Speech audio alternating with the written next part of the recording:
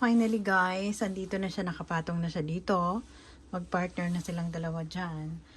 Pwede rin naman sa lamesa. Kaso nga lang syempre, kung maliit ang lamesa, pwede mo siyang i-alternate kung saan pwedeng maganda siya ilagay. So ayan na.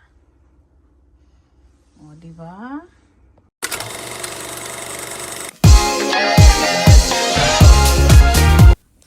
Scan to subscribe.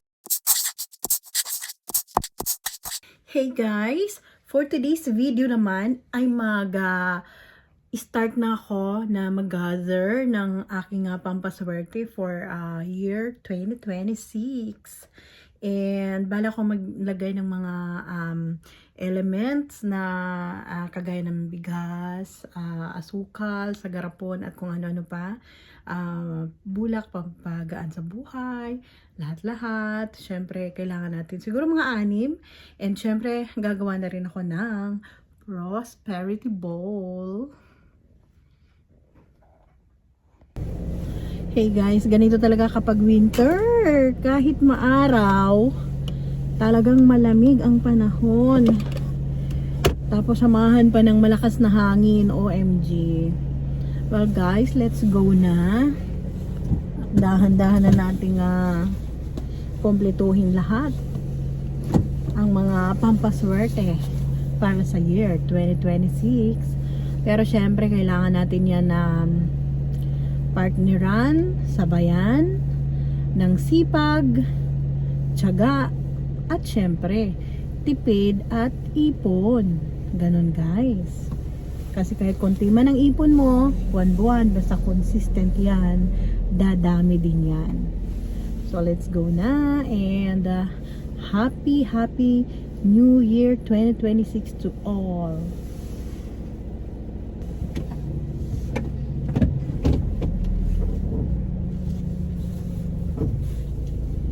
Yan, Siren Cross pag magmaneho.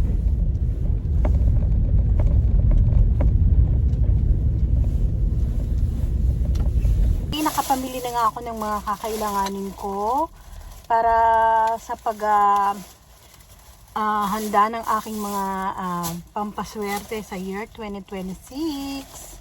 Kaya guys, ipapasilip ko lang sa inyo yung isang lagayan dito ng pampaswerte. Ayan o. Ayan, dyan ilalagay. So marami pa yan guys. Abangan nyo na lang mamaya pagdating ko sa bahay at gagawin ko na ito agad-agad. Let's go na! Simulan natin guys. You can use glass or a ceramic bowl for this. And syempre, use a blue mat for this. And rice symbolizes wealth. And the 12 eggs represents 12 months of the year na suswertehin ka.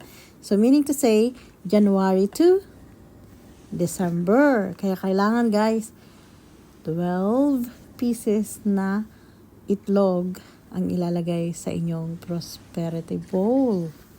Okay? Then, 12 pieces paper bills, any currency is okay.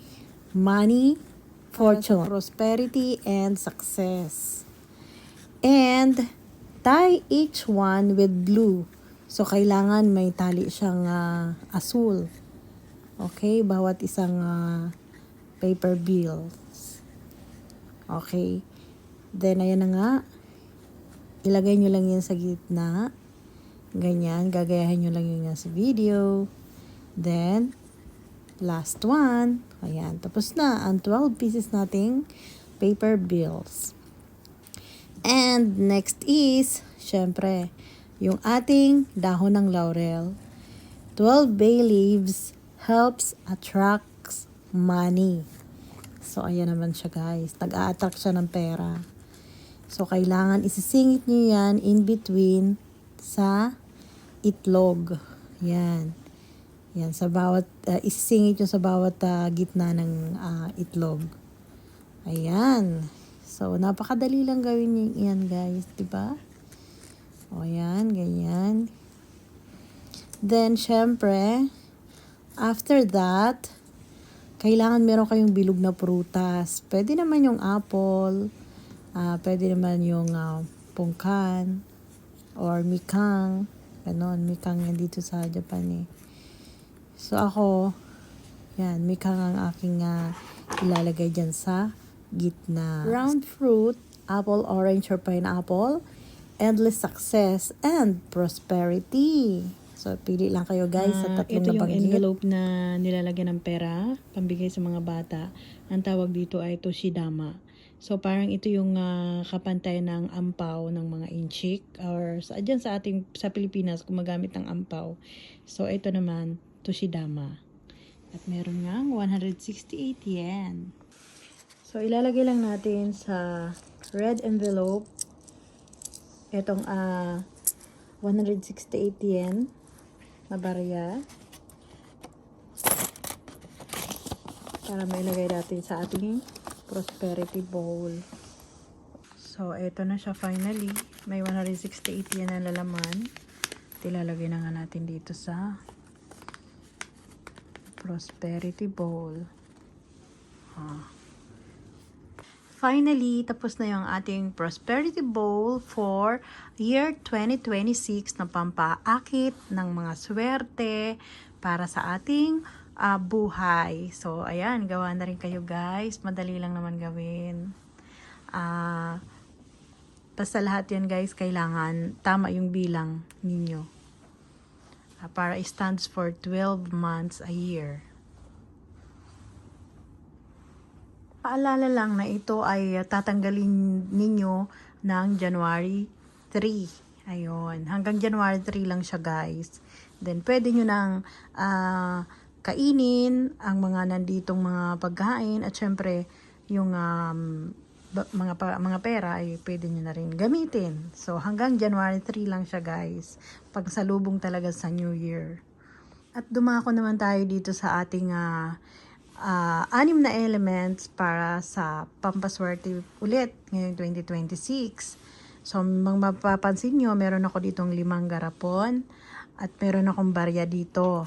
Ayan, sari-saring barya. So, meron tayo dito ng cotton, meron tayo ditong bigas, meron tayong water, and meron tayong asukal, and, syempre, asin. So, ayan guys. Kompleto na siya.